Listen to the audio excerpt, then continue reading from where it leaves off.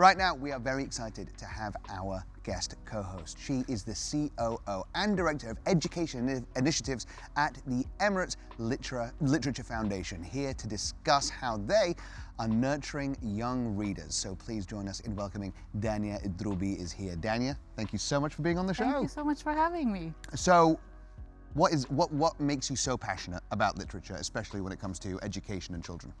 Well, I am an early childhood educator. So I've worked for 7-8 years teaching 2-year-olds, 3-year-olds.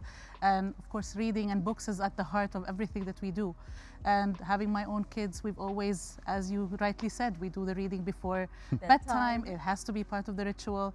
So it's just fun to see the excitement on children's faces when they read their books and discover the stories.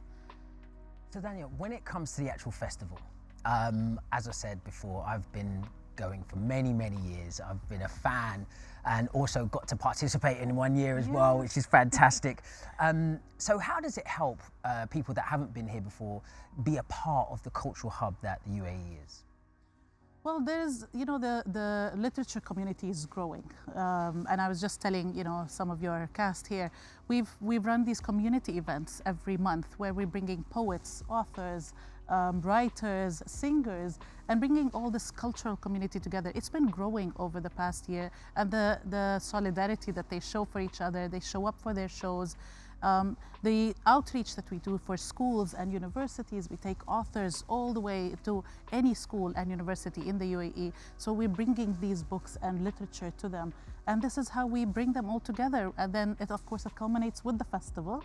And they all come together to see the authors, to bring that passion and love together and ignite their love for reading. Speaking of meeting the authors at the festival, I was so lucky to be able to meet some amazing ones in the previous seasons, like Nguyen Phang Kimai and all these people that you wouldn't normally hear of, right?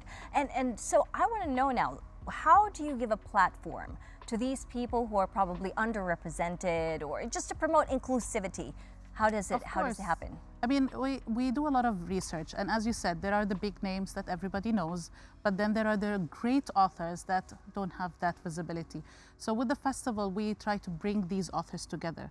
We put them on the same, on the same stage, talking about the same topics, and so the audience is exposed to both of the authors, and they get to learn about them and meet them and hear about their stories. So they are, then they're going out, they're purchasing their books, they're learning more about them, and they become fans of them.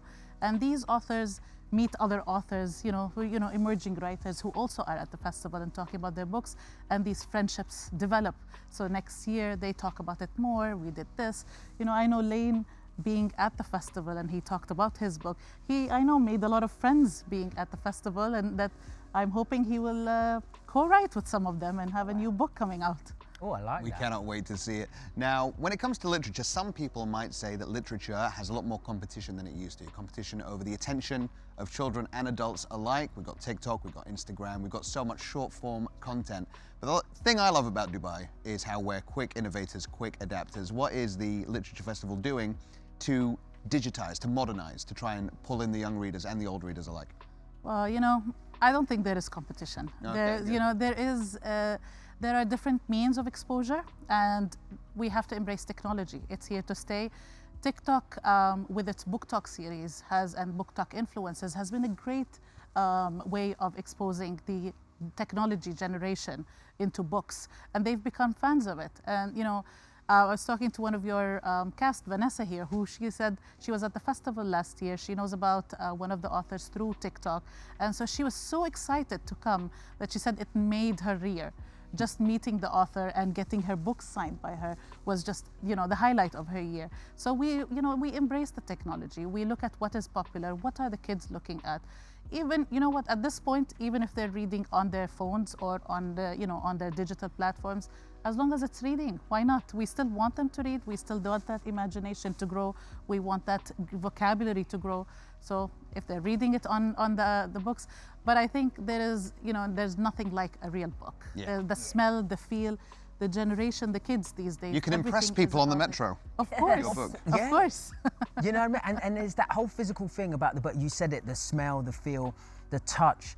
And also, when you've got a signature of your favourite author on a book, like, oh, I've got many of those. Just to say, I took my nephew at 5 years old to the festival for the first time. And he couldn't understand, why is this author writing on his book? I said, no, she's going to write for you. She's ruining it. She's writing your name. And 3 years later, he still tells me, do you remember when she wrote on this is my book, she wrote my name on this book. And he treasures it. Now he's sharing it with his brother.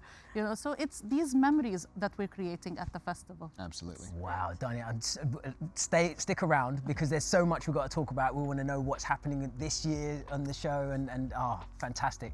Looking forward to it. But we're going to take a quick break, and after the break, we'll be finding out how the festival chooses which authors and speakers to invite and who's on the list this year. See you soon.